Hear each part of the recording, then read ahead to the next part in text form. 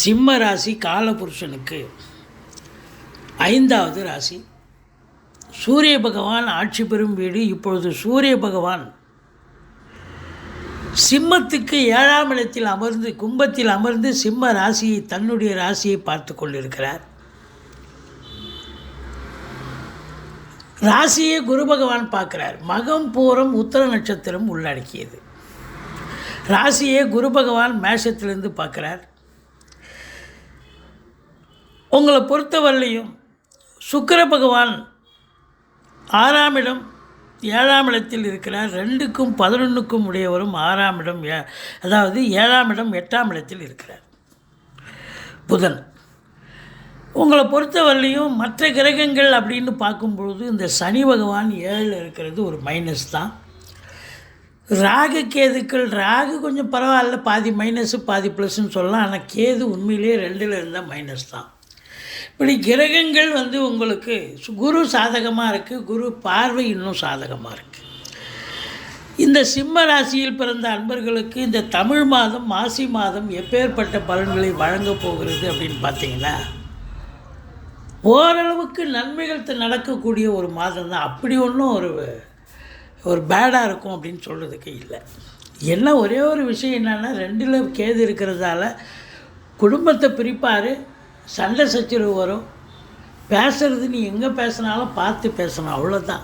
மற்றபடி பொருளாதாரத்தில் சுபீட்சம் இருக்கும். ராசிநாதன் 7ஆம் இடத்தில் அமர்ந்து சனி குரு, அதாவது சூரியனுக்கு சனி ஆகாது, சனி பகவானோடு சேர்ந்து தான் இருக்கார். அப்போது அதாவது நீங்கள் வெளி வட்டார பழக்க வழக்கங்களில் கொஞ்சம் எச்சரிக்கையாக இருக்கணும். யார் நல்லவன் யார் கெட்டவன் தெரியாது.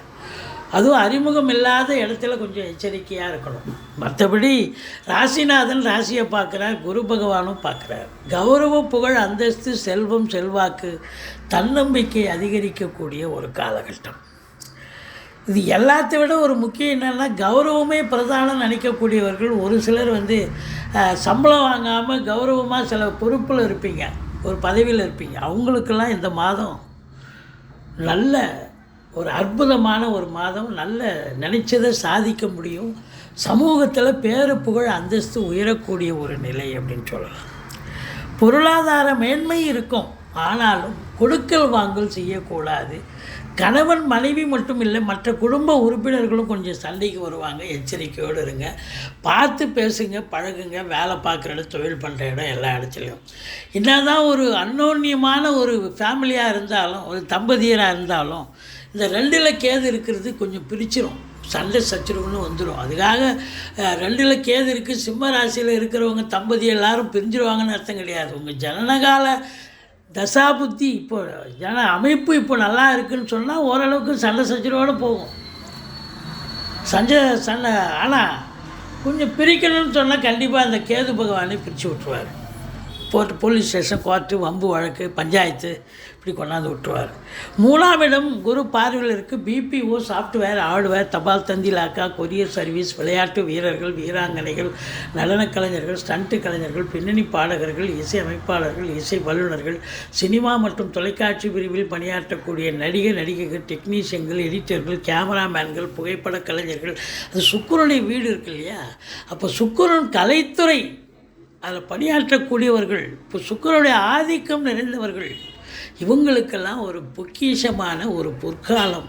நினைத்ததை சாதிக்க முடியும், எடுக்கின்ற முயற்சிகள் வெற்றி பெற முடியும்.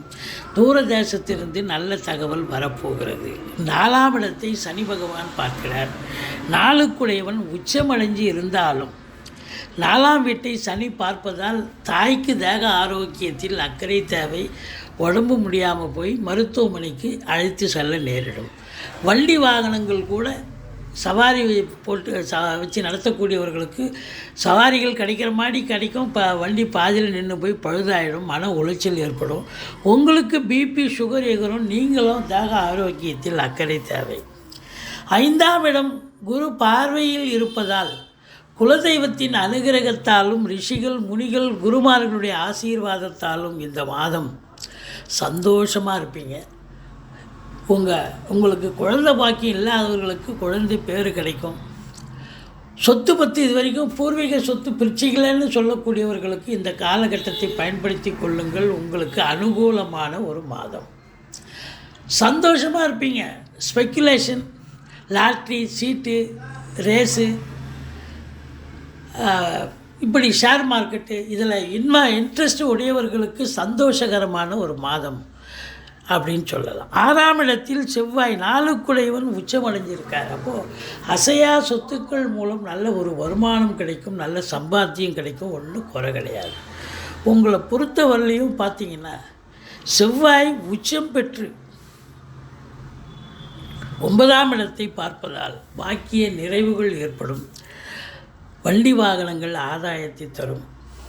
அதே நேரம் அது ஆதாயம்னா ஒரு சிலர் பழசை வச்சுட்டு புதுசு வாங்குவீங்க. சொத்து பத்தில் இன்வெஸ்ட் பண்ணக்கூடிய ஒரு காலகட்டம். சுக்கிரனுடைய நிலையும் நல்லா இருக்குது. அதனால் உங்களுக்கு வங்கி பணியாளர்கள், அரசு கருவூலத்தில் பணிபுரியக்கூடியவர்கள், இன்சூரன்ஸு, ஃபைனான்ஸ் நிறுவனங்களில் பணிபுரிபவர்களுக்கெல்லாம் சிறப்பான ஒரு மாதம். ப்ரமோஷன், இன்க்ரிமெண்ட்டு, சலுகைகள் கிடைக்கக்கூடிய ஒரு அமைப்பு. காவல்துறை, தீயணைப்புத்துறை, மருத்துவத்துறை, இராணுவத்துறை, ஐஏஎஸ், ஐபிஎஸ், ஐஎஃப்எஸ் போன்ற நிலையில் இருக்கும் அரசு அலுவலர்கள், கடைநிலை ஊழியர்கள் மற்றும் ப்ரைவேட் சர்வீஸில் வேலை பார்க்குறவங்க, இந்த செக்யூரிட்டியில் இருப்பாங்க இல்லையா, அவங்க எல்லாருக்குமே இந்த மாதம் ஒரு சிறப்பான ஒரு காலகட்டம். தந்தைக்கும் உங்களுக்கும் கருத்து வேறுபாடு, ஏன்னா சூரியன் சனி இணைந்தாலே தந்தைக்கும் உங்களுக்கும் கருத்து வேறுபாடு இருக்கலாம். அரசியல்வாதிகளுக்கு கூட சில இடர்பாடுகள் வரலாம். ஆனால் முன்னேற்றகரமான ஒரு மாதம் தான், ஆனால் இடர்பாடுகள் வரலாம். இந்த 8ஆம் இடத்துல ராகு இருக்கிறது. வெளிவட்டார பழக்க வழக்கம், அதுலேயும் குறிப்பாக அடுத்தவங்க பஞ்சாயத்துக்கு போகாதீங்க. அடுத்தவங்களுக்கு நல்லது செய்கிறேன்னு நீங்கள் போய் எதாவது பிரச்சனை வரும். அது மட்டும் இல்லை, சும்மா சிவனேன்னு நின்றுந்தால் அது யாரோ 2 பேர் சண்டை போட்டுப்பாங்க. அதை வேடிக்கை பார்த்தீங்கன்னா உங்களை சாட்சிக்கு போலீஸ் ஸ்டேஷன், கோர்ட்டுன்னு சாட்சிக்கு கூப்பிடுவாங்க. இப்படி தேவையில்லாத பிரச்சனையில் உங்களை மாட்டி விட்டுரும். அதனால் விழிப்புணர்ச்சியோடு இருங்க. ஆனால் வெளிநாடு போகிறீங்க, உத்தியோகத்துக்கு போகிறீங்க, உயர்கல்விக்காக போகிறீங்க, இல்லை சொந்த தொழிலுக்காக போகிறீங்கன்னா வெளிநாடு தாராளமாக போகலாம், சந்தோஷமாக போகலாம், நல்லதே நடக்கும். மற்றபடி எந்த குறையும் கிடையாது. உங்களுக்கு பாருங்கள், 9ல் குருவும் வெளிநாட்டுக்கு அனுப்பி வைப்பார். தந்தையால் அனுகூலங்கள் கிடைக்கும். அந்நிய பொருளாதாரம் வீடு தேடி வரப்போகிறது. அதாவது உள்நாட்டு வாணிபம், வெளிநாட்டு வாணிபம், ஏற்றுமதி இறக்குமதியாளர்கள், ஷேர் மார்க்கெட்டில் இன்வெஸ்ட் பண்ணுறவங்க, ஸ்பெக்குலேஷன் பண்ணுறவங்க, ஆன்லைன் பிஸ்னஸ் பண்ணுறவங்க, ஹோட்டல் பிஸ்னஸ் பண்ணுறவங்க, இவங்களுக்கெல்லாம் சிறப்பான ஒரு காலகட்டம். ஒரு சிலர் ஆன்மீக பயணமாக கூட டூர் போயிட்டு வரக்கூடிய அமைப்பு இருக்குது. சொந்த தொழில் பண்ணுறவங்க நம்பி கடன் வாங்கி தொழிலில் போடுங்க, தொழில் நல்ல அபிவிருத்தி ஆகும். சுக்கிரன் பொறுத்தவரையிலையும் உங்களுக்கு சுக்கிரனும் செவ்வாயும் 12ஆம் இடத்தை பார்க்குறதால சொத்து பத்தில் இன்வெஸ்ட் பண்ணுவீங்க, வண்டி வாகனங்கள் வாங்குவீங்க, பெண்களால் செலவினங்கள் ஏற்படக்கூடிய ஒரு அமைப்பு இருக்கும்.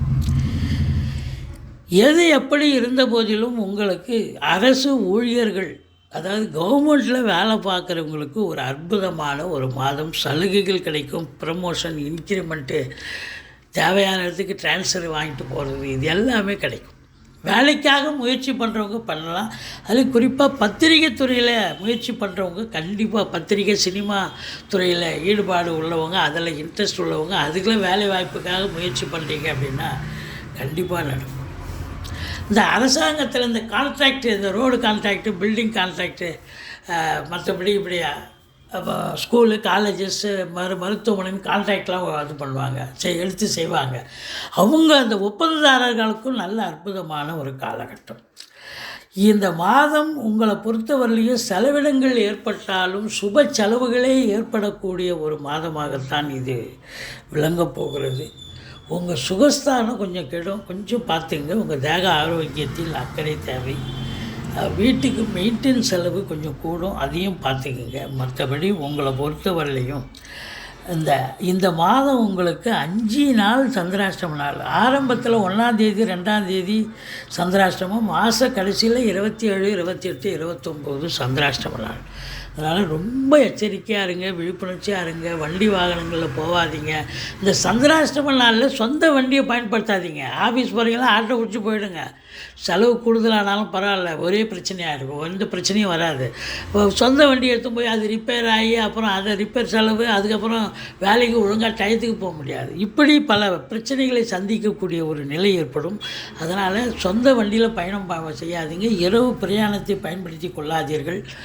வேலை பார்க்குற இடத்துலையும், தொழில் பண்ணுற இடம், உத்தியோகம் பார்க்குற இடத்துலையும் நீங்கள் சூதனமாக நடந்துக்கிட்டீங்க, இன்றைக்கி சந்திராஷ்டமம் அப்படின்னு மனசில் சொல்லிட்டீங்கன்னா நீங்கள் சூதனமாக நடந்துப்பீங்க. எந்த பிரச்சனையும் தலைக்கு வர்றது தலைப்பாயோட போகும்.